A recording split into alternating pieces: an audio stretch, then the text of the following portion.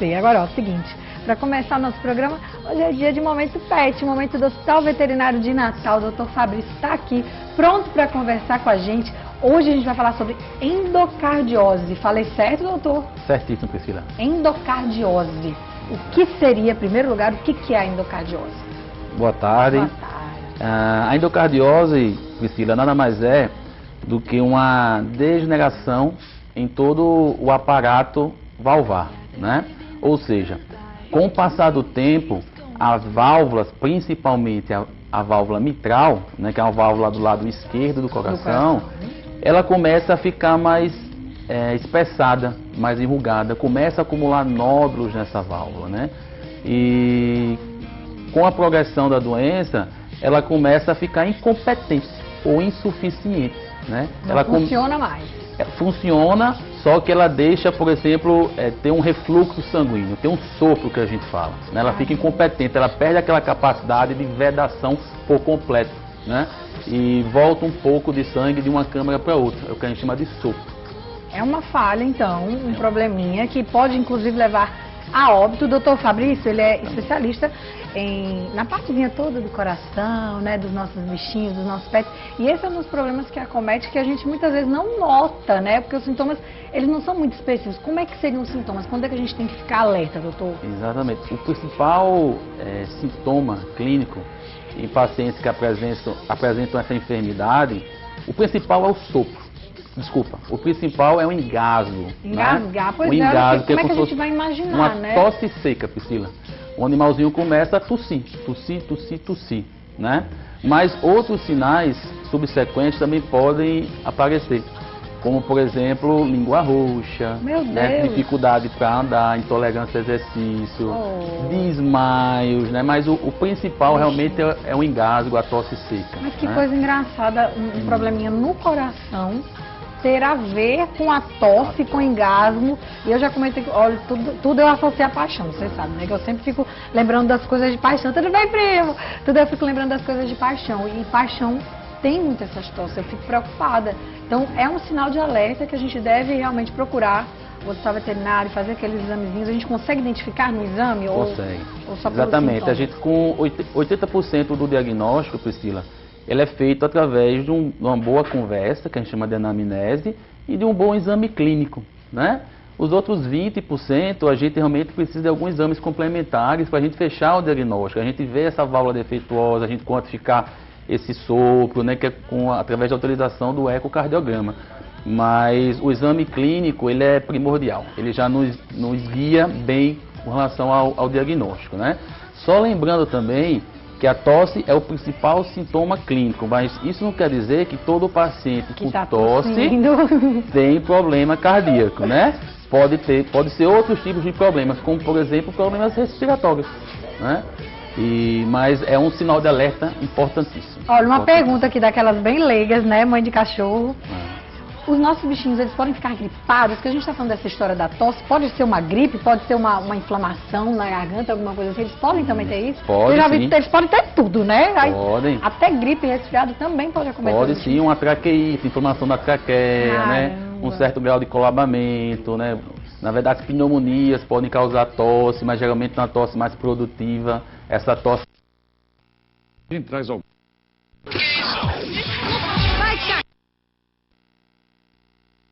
E comecei a sentir... É para não ter nenhuma surpresa depois, né? Surpresa, quando eu falo da surpresa, é uma surpresa ruim.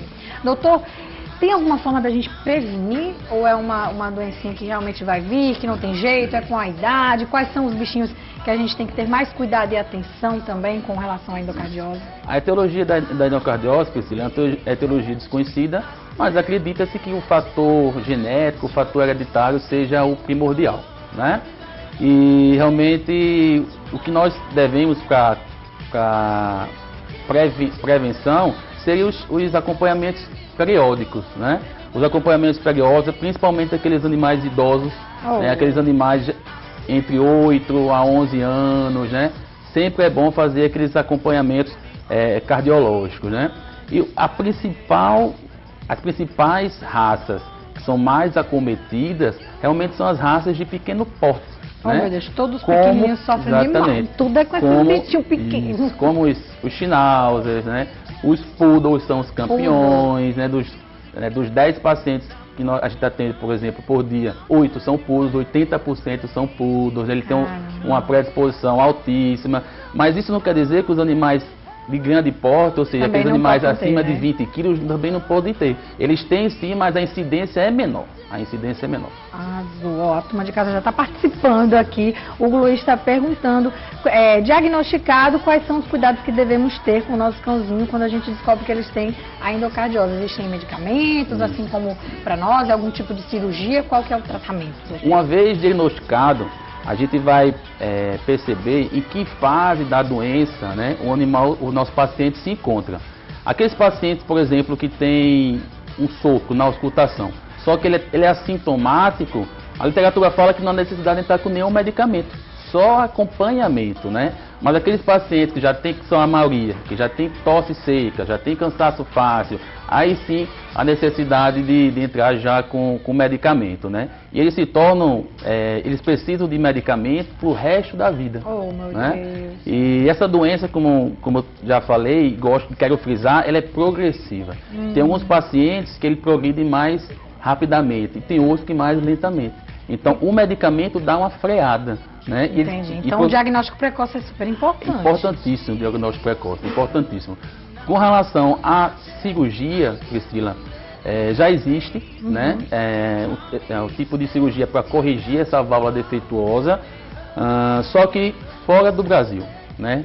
Isso no Japão já é muito feito, nos Estados Unidos também. Aqui no Brasil só foi feita uma cirurgia realmente de correção da endocardiose, do problema da válvula, mas é uma cirurgia muito complexa e precisa de um certo estudo aqui no Brasil ainda, né? E às vezes é também uma cirurgia, é um negócio tão mais complicado que às vezes o bichinho continua bem, tomando medicamento, só com acompanhamento, sem, né? A cirurgia só é indicada em pacientes graves, né? Aqueles pacientes que com medicamento ele não responde tão bem. Pacientes com a doença já avançada, crônica, aí sim a cirurgia é indicada, mas no Brasil, infelizmente, ainda não é rotina. E sim medicamentos. Medicamentos conseguem um bom controle. Tudo bem. Ó, a turma de casa sempre participando e sempre mandando outros tipos de perguntas, né, também. Eu posso fazer, né, doutor, claro. como sempre, porque eles perguntam, eu acho que a gente vai conversando aqui, vai mudando um pouco o foco, aí eles mandam sempre outras ideias. Aí o meu Roosevelt tá botando aqui, perguntando sobre o tipo de tosse, que uma vez o cachorrinho dela acabou tossindo tanto que cuspiu algo como se fosse um catarro. Seria um tipo de gripe ou algo mais preocupante, ou nada que ela se alertasse? Isso. Eles têm catarro também, cachorro também produz assim, tem algumas situações, os bichinhos, tadinhos. Tem algumas situações que o paciente chega a ter uma crise tão intensa de tosse, que ele acaba a eliminar como se fosse uma espuma, uma baba, né? E isso é muito comum. Mas para a gente saber se realmente essa crise de tosse é de origem cardíaca, é de origem respiratória, é de origem infecciosa ou verminótica, aí só com exame clínico, com exames complementares. Pode ser por causa de verme também? Até verme também. Ai, meu Deus. Pode ser também. Teve um caso num cachorro antigo nosso que os bichinhos saíram pela boca. Gente, que coisa horrível. Nunca tinha visto isso. Existe um tipo de verme que tem uma fase larval deles que passa pelo pulmão e acaba por irritar os brônquios, né? E os animaizinhos têm muita tosse. E, geralmente essa tosse, quando elimina uma espuma, já é bem característico aí, possa ser que seja uma verminose. Olha, tá vendo? Eu já vi aqui, enquanto a gente falava, o povo já começou a falar dos vermes aqui, sugerindo como pauta. Já vamos botar nas nossas agendas, viu? Ulisses e os meninos do Hospital Veterinário, as pessoas querendo saber mais informações sobre as vacinas, sobre a questão dos vermes. Muito bem, já está anotado aqui, que é o Pamplona, que mandou aqui a mensagem pra gente. Próxima pauta olha, o Ulisses já está resolvendo ali, ó. Então, ó, pra vocês de casa que já estão pedindo aqui, é assim. Pediu, a assessoria já se comunica, nem falou com a gente, né, doutor? A gente já daqui de trás das câmeras já resolveu. Então, semana que vem já está decidido, a gente vai falar sobre essa pauta que vocês já estão perguntando, muitas coisas aqui sobre os vermes. Doutor, queria agradecer mais uma vez, você sempre trazendo essas informações úteis para mim, porque como mãe de paixão, né, eu sempre vou usando no meu dia a dia, e para você de casa eu tenho certeza que acrescenta bastante. Obrigada. Nós agradecemos novamente, Priscila. Beijo para todos vocês do Hospital Veterinário de Natal, que cuidam sempre tão bem de paixão e de todos os pets. Olha, só ouço comentário bom de vocês. Eu nunca ouvi nada nesse tempo todo. A gente já está o quê? 4 meses aqui na Record, os meninos estão com a gente desde o começo, né, Ulisses? E sempre é só elogios para esses dois aqui, esses gêmeos, que sempre confundem a gente, doutor Fábio e doutor Fabrício.